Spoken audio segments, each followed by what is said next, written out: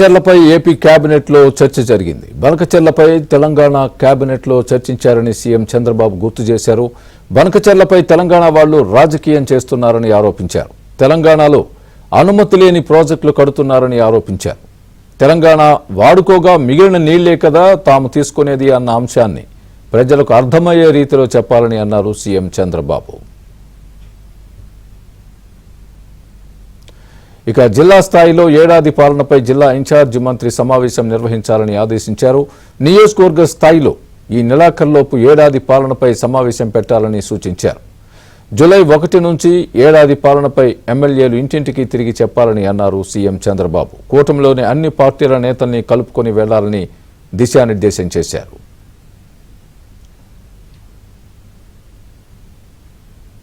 ఇదే అంశానికి సంబంధించి పూర్తి అప్డేట్ మా ఏపీ బ్యూరో చీఫ్ రామారావు చెప్తారు. రామారావు, చెప్పండి, కేబినెట్ విశేషాలేంటి? కేబినెట్ లో ఏ అంశాలు చర్చకు వచ్చాయి ప్రధానంగా? స్వామి, ఈ రోజు ముఖ్యమంత్రి చంద్రబాబు అధ్యక్షతన సచివాలయంలో కేబినెట్ సమావేశం జరిగింది. ఈ సమావేశంలో 41 అంశాల ఎజెండాను ఆమోదించిన తర్వాత ముఖ్యమంత్రి కొన్ని కీలక అంశాలపై తన అభిప్రాయాలను మంత్రులతో పంచుకున్నారు. ప్రధానంగా పోలవరం, బనకచెర్లపై తెలంగాణ వాళ్లు అందరూ మాట్లాడుతున్నారని నిన్న కేబినెట్ లో కూడా వాళ్ళు డిస్కస్ చేయడంతో పాటు త్వరలో సిఎల్పి సమావేశంలో కూడా పవర్ పాయింట్ ప్రెజెంటేషన్ చేయాలని వాళ్ళు నిర్ణయించారని కూడా సీఎం వ్యాఖ్యానించారు. మనం కూడా మన వాదనను వినిపించాలని, ప్రజలకు అర్థమయ్యే రీతిలో ఈ వాదన ఉండాలి అని కూడా ఆయన వ్యాఖ్యానించారు. తెలంగాణ వాళ్ళు అనుమతి లేని ప్రాజెక్టులను చాలా కడుతున్నారని కూడా ఆయన వ్యాఖ్యానించడంతో పాటు వాళ్ళు వాడుకోగా మిగిలిన మాత్రమే మనం వాడుకునేది కదా అని కూడా సీఎం వివరించారు.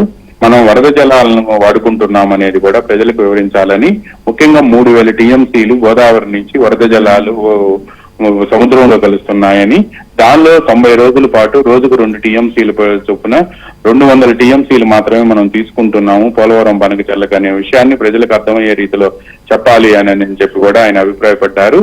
అవసరమైతే కేంద్రం జోక్యం కోరదాము అని చెప్పి దీనికి సంబంధించి ఒక లేఖ కూడా రాద్దాము అని కూడా పేర్కొన్నారు. కేంద్రానికి కూడా అన్ని విషయాలు వివరంగా ఎప్పటికప్పుడు చెబుతున్నాము అని చెప్పి వారు సమావేశం ఏర్పాటు చేస్తే ప్రజలకు కూడా అర్థమవుతుంది అని కూడా చంద్రబాబు వ్యాఖ్యానించారు. నేతలు ఈ అంశానికి సంబంధించి మాట్లాడే సమయంలో పూర్తి అవగాహనతో ఈ ప్రాజెక్టు మీద పూర్తిగా అధ్యయనం చేసిన తర్వాత మాత్రమే మాట్లాడాలి అని కూడా ఆయన సూచించారు.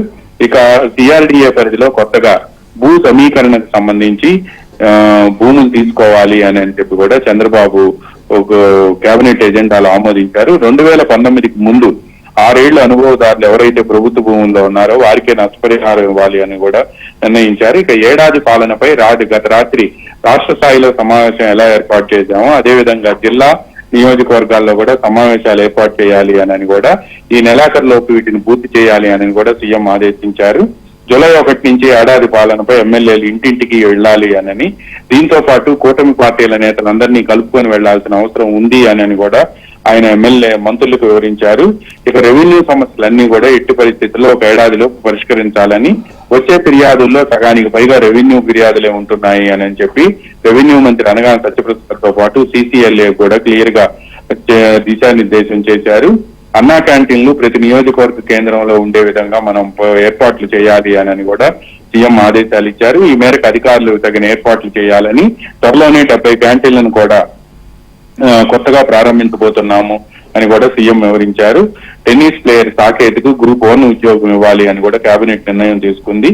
దీంతో పాటు ప్రాజెక్టులన్నీ మనం ఎప్పుడు శంకుస్థాపన అనేది కూడా తొందరగా నిర్ణయించాలి. మనం ప్రాజెక్టులు అనౌన్స్ చేయడంతో పాటు వాటిని ఎప్పుడు అమల్లోకి తీసుకురావాలి అనేది కూడా మనం ఒక కార్యాచరణ ప్రణాళిక ఉండాలి అని మంత్రి లోకేష్ కేబినెట్ సమావేశంలో అభిప్రాయపడ్డారు.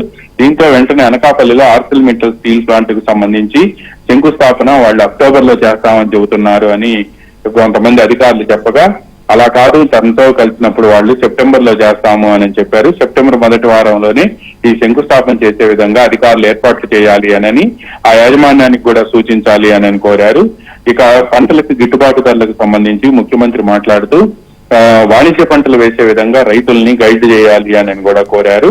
కొన్ని పంటలకు జాతీయ స్థాయిలో డిమాండ్ లేకపోవడం, విదేశాల్లో కూడా మనం ఎగుమతి చేసినప్పుడు అక్కడ డిమాండ్ లేకపోవడంతో పాటు ఈ పంటలు అక్కడ ఉత్పత్తి ఎక్కువగా ఉండటంతో పొగాకుకు ధర పడిపోయిందని, అందువలన పొగాకుకు వైట్ బెర్లీ పొగాకు మనమే దాదాపుగా 300 కోట్ల రూపాయలు ఇచ్చి మార్కెట్ ద్వారా మార్కెట్ లో ఇంటర్వెన్షన్ స్కీమ్ ద్వారా ప్రవేశించి కొనుగోలు చేస్తున్నామని, భారతదేశంలో ఒక వాణిజ్య పంటకి మార్కెట్ ఇంటర్వెన్షన్ స్కీమ్ ద్వారా నిధులిచ్చి కొనుగోలు చేయడం మన రాష్ట్రంలోనే జరిగిందనే విషయం కూడా సీఎం ఈ సందర్భంగా గుర్తు చేశారు.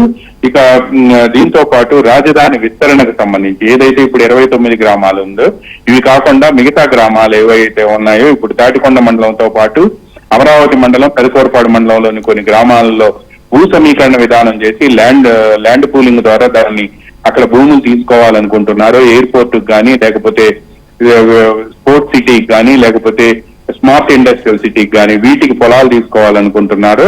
ఈ భూ సమీకరణ విధానాన్ని ఆ గ్రామాలకు కూడా విస్తరించే విధంగా కేబినెట్ లో ఒక తీర్మానాన్ని ఆమోదించారు. ఈ తీర్మానాన్ని కూడా కేబినెట్ లో ఎజెండాలో మొదటి అంశంగా చేర్చారు. ఇక బిల్డింగ్ రూల్స్ ఏవైతే ఉన్నాయో, భవనాలకు సంబంధించిన నియమ నిబంధనలు, సెట్ బ్యాక్స్ లో అధికారులు మరీ కఠిన నిబంధనలు విధించారని, వీటిని సరళీకరించడంతో పాటు వీటిని సరళతరం చేస్తే అనేక భవనాలకు ఇబ్బంది లేకుండా పోతుందని ఎల్ఆర్ఎస్ స్కీము ఏదైతే ఉందో, అదేవిధంగా BRS scheme, building regularisation scheme ఏదైతే ఉందో అటువంటి స్కీములన్నీ కూడా మళ్ళీ ప్రవేశపెట్టాలని కూడా సీఎం చంద్రబాబు సూచించారు. గుజరాత్ లో మాదిరిగా బిల్డింగ్ రూల్స్ సరళతరం చేయాలి అని కూడా ఆదేశాలు ఇచ్చారు. అక్కడికి వెళ్ళి అధ్యయనం చేసి రావాలి అని కూడా సీఎం చంద్రబాబు మంత్రులను కోరారు. Swamy right Ramarao, thanks for the update.